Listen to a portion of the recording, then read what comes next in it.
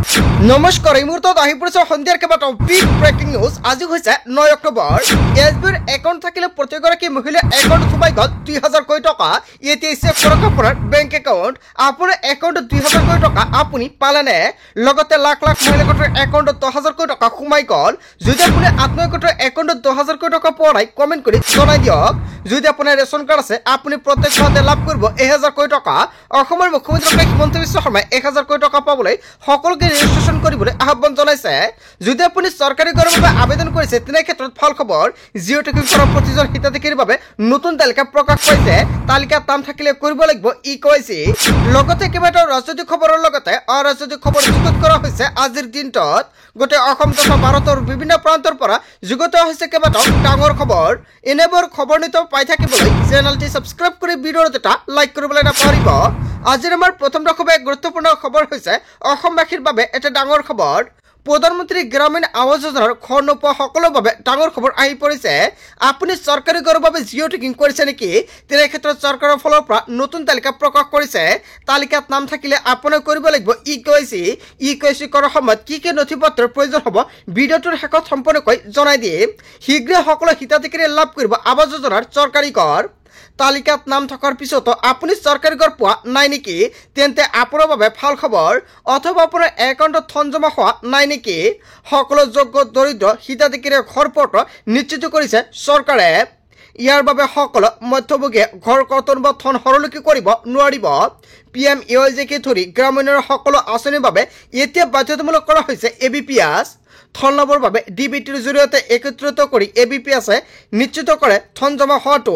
ইয়াৰ বাবে হিতাধিকাৰীসকলে বেংক একাউণ্টৰ সৈতে এক্টিভ কৰিব লাগিব ABPS। একাউণ্টৰ সৈতে আধাৰ সংযোগ কৰাটো বাধ্যতামূলক। বেংকত গৈ হিতাধিকাৰীয়ে কৰিব লাগিব এই কাম। অথবা গাঁও পঞ্চায়ত ব্লক অফিচলৈ গৈও আপুনি এই কাম কৰিব পাৰিব। বেংক একাউণ্টৰ সৈতে পেন আধাৰ ABPS সক্ষম হৈ থাকিলে লাভ কৰিব চৰকাৰী ঘৰ। অসমত নাথাকে কেঁচা ঘৰ।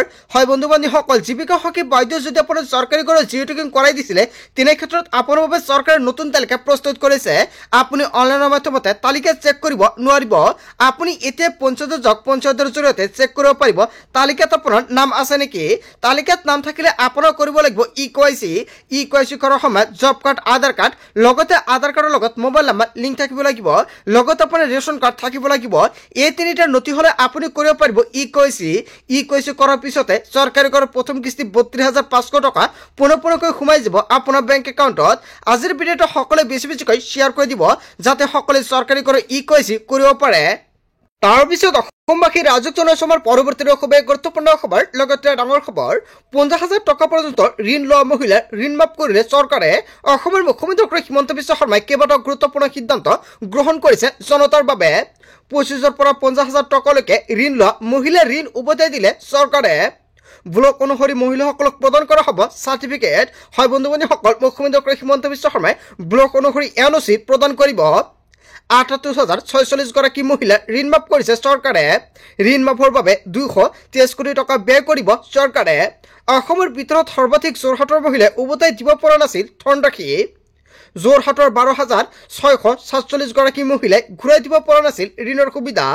চাৰ্টিফিকেট পোৱাৰ পিছত পুনৰ ঋণৰ বাবে আবেদন কৰিব পাৰিব মহিলাসকলে। আপুনি মাইক্ৰ' ফাইনেন্সৰ ঋণ লৈছিল নেকি? 25,000 পৰা 50,000 কোটি টকা যদি আপুনি ঋণ লৈছিলে তেনে ক্ষেত্ৰত আপোনাৰ বাবে ভাল খবৰ। অসমৰ মুখ্যমন্ত্ৰী হিমন্ত বিশ্ব শৰ্মাই সকলো ঋণ মাফ কৰি দিলে। যদি আপোনাৰ ঋণটো মাফ কৰি দিছে নিশ্চয় আপুনি কমেণ্ট কৰি জনাই দিব। আৰু আপোনাৰ ঋণটো যদি মাফ হৈছে তেনে ক্ষেত্ৰত আপুনি ব্লকৰ পৰা NOC লৈ আহিব পাৰিব। তাৰপিছত অসমবাসী ৰাজক জনাইছো আমাৰ পৰৱৰ্তী খুবেই গুৰুত্বপূৰ্ণ খবৰ। লগতে ডাঙৰ খবৰ, অৰুণোদয় হিতাধিকাৰী সকলৰ বাবে অত্যন্ত গুৰুত্বপূৰ্ণ এই সভা। অৰুণোদয় লাভ কৰা আৰু বঞ্চিত সকলে এই সভাত পঞ্জীয়ন কৰিব লাগিব নিজৰ নাম।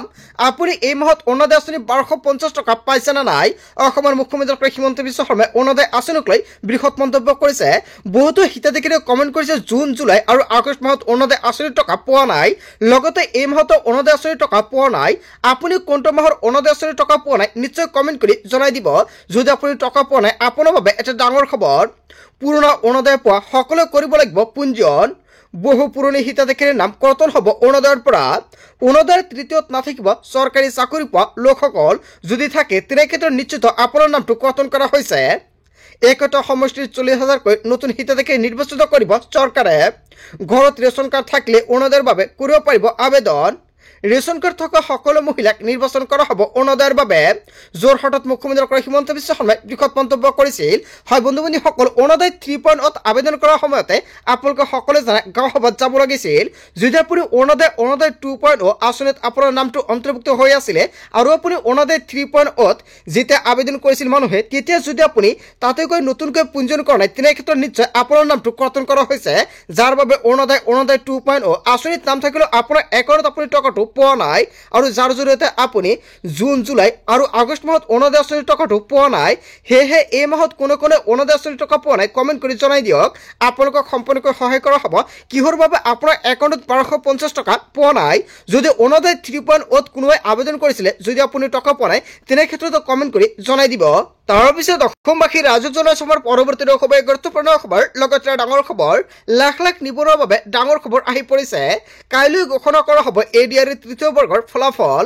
পুৱা 10:30 বজাত ঘোষণা হ'ব ফলাফল চাকৰি লাভ কৰিব বিচৰা ৰাজ্যৰ লাখ লাখ যুৱক যুৱতীৰ বাবে ভাল খবৰ আহি পৰিছে সামাজিক মাধ্যম যোগে পৰীক্ষাৰ্থীক জনালে শুভেচ্ছা হয় বন্ধু বান্ধৱীসকল এটা ভাল খবৰ আহি পৰিছে আজিৰ ভিডিঅ'টো সকলোৱে বেছিকৈ শ্বেয়াৰ কৰি দিয়ক তাৰপিছত অসমবাসী ৰাজক জনাই সমৰ পৰৱৰ্তী খবৰ গুৰুত্বপূৰ্ণ খবৰ লগতে ডাঙৰ খবৰ মুছলমানক টাৰ্গেট কৰি বিপদত পৰিছে অসম বিজেপিৰ বিৰুদ্ধে মুছলমানৰ ভাৱমূৰ্তি কলংকিত কৰাৰ অভিযোগ উত্থাপিত হৈছে অসম বিজেপিলৈ উচ্চতম ন্যায়ালয়ৰ জাননী জাৰি অসম বিজেপিৰ ছ'চিয়েল মিডিয়া এক্স পেজত প্ৰচাৰ হৈছিল এটা ভিডিঅ'টোৱে সাম্প্ৰদায়িক বিভেদ সৃষ্টি কৰাৰ অভিযোগ উত্থাপিত হৈছে ভিডিঅ'টোত বিশেষ সম্প্ৰদায়ৰ লোকে অসম দখল কৰা বুলি দেখুওৱা হৈছে বিজেপি পৰাস্ত হলে 90%লৈকে বিশেষ সম্প্ৰদায়ৰ জনসংখ্যা বৃদ্ধি হ'ব বুলি দাবী কৰা হৈছিল আৰু এই ভিডিঅ'লৈকে এছচিৰ কাষ চাপিছিল সাংবাদিক কুৰবান আলী কেৱল এয়াই নহয় অধিবক্তা অঞ্জনা প্ৰকাশ আৰু মুছলমানৰ বিৰুদ্ধে আপত্তিজনক ভিডিঅ'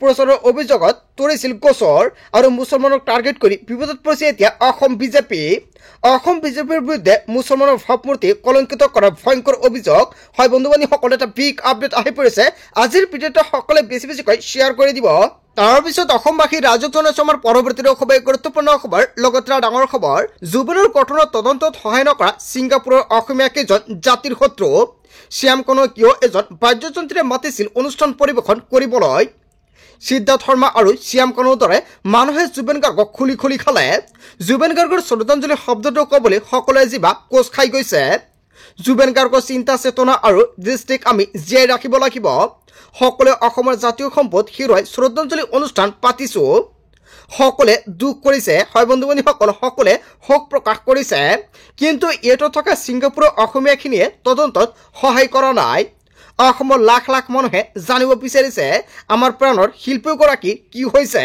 তদন্তত সহযোগ নকৰি প্ৰমাণ কৰিছে তেওঁলোকৰ অসম প্ৰেম নাই ইহঁতত থকা ছিংগাপুৰৰ অসমীয়া কেইজন জাতিৰ শত্ৰু হয় বন্ধু বান্ধৱীসকল এনেকুৱাকৈ কেইবাটাও ডাঙৰ মন্তব্য কৰিছে আছুৰ সভাপতি উৎপল শৰ্মাই তাৰপিছত অসমবাসী ৰাজক জনাই সমৰ পৰৱৰ্তী খবৰ গুৰুত্বপূৰ্ণ খবৰ লগতে ডাঙৰ খবৰ যোৰহাট বিজেপিত মোহম আঘাত জিলা উপসভাপতিয়ে ত্যাগ কৰিলে বিজেপি দল হয় বন্ধু বান্ধৱীসকল লবি কেন্দ্ৰিক ৰাজনীতিৰ বাবে দল ত্যাগ কৰাৰ অভিযোগ উত্থাপিত হৈছে বিজেপি নেতা দিব্যজ্যোতি লিখকে ত্যাগ কৰিলে দল শীঘ্ৰে 20,000 বিজেপি কৰ্মীসহ এজিপিত যোগদানৰ সম্ভাৱনা যোৰহাট বিজেপিত মোহম আঘাত তাৰপিছত অসমবাসী ৰাজক জনাই সমৰ পৰৱৰ্তী খবৰ গুৰুত্বপূৰ্ণ খবৰ লগতে ডাঙৰ খবৰ অসম আৰক্ষী ছিংগাপুৰলৈ গৈ তদন্ত নকৰে অসমৰ মুখ্যমন্ত্ৰী ডক্টৰ হিমন্ত বিশ্ব শৰ্মাই পুনৰ কেইবাটাও বৃহৎ মন্তব্য কৰিছে কোনো দেশৰ কোনো আৰক্ষীয়ে ক'তো যাব নোৱাৰে ছিংগাপুৰ আৰক্ষীয়ে তদন্তৰ ক্ষেত্ৰত আমাক সহায় কৰিব কোনো চৰকাৰে আন এখন দেশলৈ যাবলৈ ভিছা প্ৰদান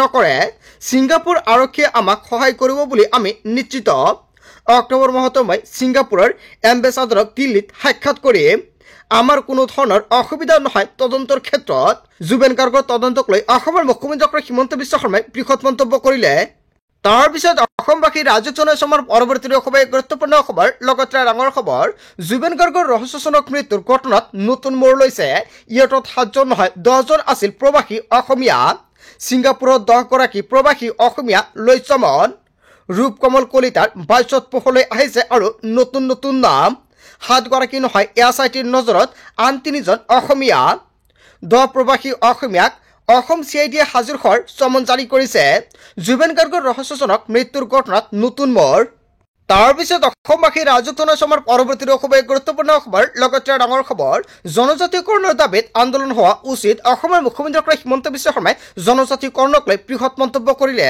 জনজাতিকৰণৰ দাবী 6 জনগোষ্ঠীৰ ন্যায়ৰ দাবী এই আন্দোলন বিজেপিৰ বিৰুদ্ধে তেওঁলোকে কৰা নাই আমিও জনজাতিকৰণৰ আন্দোলন সমৰ্থন কৰোঁ বিজেপিও জনজাতিকৰণৰ বাবে আন্দোলন কৰিছে এনেকৈ মুখ্যমন্ত্ৰী হিমন্ত বিশ্ব শৰ্মাই বৃহৎ মন্তব্য কৰিছে তিনিচুকীয়াত জনজাতিকৰণৰ দাবীত লক্ষাধিক জনতাৰ ভয়ংকৰ প্ৰতিবাদ আৰু তাৰ মাজতে তিনিচুকীয়াত মুখ্যমন্ত্ৰী হিমন্ত বিশ্ব শৰ্মাই উপস্থিত হৈ কেইবাটাও বৃহৎ মন্তব্য কৰিছে জনজাতিকৰণক লৈ তাৰ পিছত অসমবাসী ৰাজুক জনাইছমৰ পৰৱৰ্তী খুবেই গুৰুত্বপূৰ্ণ খবৰ লগতে ডাঙৰ খবৰ যিকোনো মুহূৰ্তত গ্ৰেপ্তাৰ হ'ব পাৰে গৌৰৱ গগৈৰ বিৰুদ্ধে কঠোৰ মুখ্যমন্ত্ৰী হিমন্ত বিশ্ব শৰ্মা সিহঁতকৈ গৌৰৱ গগৈ কৰিছিল বিতৰ্কিত মন্তব্য জুবেন গাৰ্গৰ মৃত্যুৰ ঘটনাক লৈ উচতনি দিয়াৰ অভিযোগ উত্থাপিত হৈছে গৌৰৱৰ বিৰুদ্ধে ৰাজনীতি কৰাৰ অভিযোগ উত্থাপিত হৈছে গৌৰৱ গগৈয়ে কৈছিল বেলেগ ৰাজ্যৰ অনুৰাগীসকলে দোকান পৰ্যন্ত জ্বলাই দিয়ে মহান শিল্পীৰ মৃত্যু হলে অনুৰাগীসকল আবেগিক হৈ পৰে আবেগিক হৈ দোকান জ্বলাই দিয়ে টায়াৰ জ্বলাই প্ৰতিবাদ কৰে